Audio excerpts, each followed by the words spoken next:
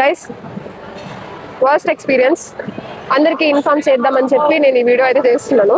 ఎందుకంటే ఇది related to health కాబట్టి. సో ఎవ్రీడే మీల్ తీసుకున్నాం అనమాట, 1 వెజ్ అండ్ నాన్ వెజ్ లో. సో తీసుకుంటే వాళ్ళు కూల్ డ్రింక్ లో కోక్ అండ్ థమ్స్ అప్ లేదు అనేసి స్ప్రైట్ అని చెప్పి ఇచ్చారు.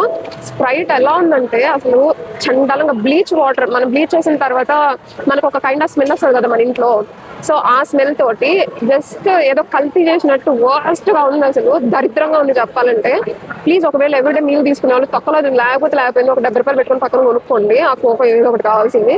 ఇది మాత్రం పిల్లలకు మాత్రం ఇవ్వద్దు, మీరు తాగితే తాగండి. అసలు సీరియస్లీ నేను వెళ్ళి మాట్లాడేశానండి వాళ్ళతోటి. వాళ్ళు కూడా అసలు చెక్ చేయలేదు అసలు వాటర్ అలా ఉన్నాయని. నా ముందు తీసుకున్న వాళ్ళు కూడా ఇదొద్దు నాకు వేరేది ఇవ్వండి అని అడిగారు తప్ప అసలు వాటర్ ఏంటి అలా ఉన్నాయి, ఇలా ఎందుకు చేస్తున్నారు అనేసి అసలు ఒక్క క్వశ్చన్ కూడా వేయలేదండి నా ముందు తీసుకున్న వాళ్ళు కూడాను. నేను వెళ్ళి చెప్పాను, బికాజ్ యూనో ఇట్లా వస్తున్నారు పిల్లలు, వాళ్ళు తాగుతారు, ఏదైనా అయితే వాళ్ళకి అప్పుడు వాళ్ళు రెస్పాన్సిబిలిటీ తీసుకుంటారా? సో సేమ్ థింగ్ నేను వెళ్ళి క్వశ్చన్ చేశాను. వాళ్ళ దగ్గర వాళ్ళు చెక్ చేయలేదు కాబట్టి వాళ్ళ దగ్గర ఆన్సర్స్ లేవు. ఫ్రెండ్ నేనైతే వాళ్ళకి చెప్పాను, ఇంకొకసారి ఇలా చేయొద్దు, మీ దగ్గర లేకపోతే కస్టమర్ చెప్పండి, లేదనేసి తీసుకుంటే లేకపోతే లేదు. వాళ్ళ బిజినెస్ కోసం ఇలా చేస్తారా? And they have given me this. I really don't understand ఇలా ఎందుకు చేస్తారో.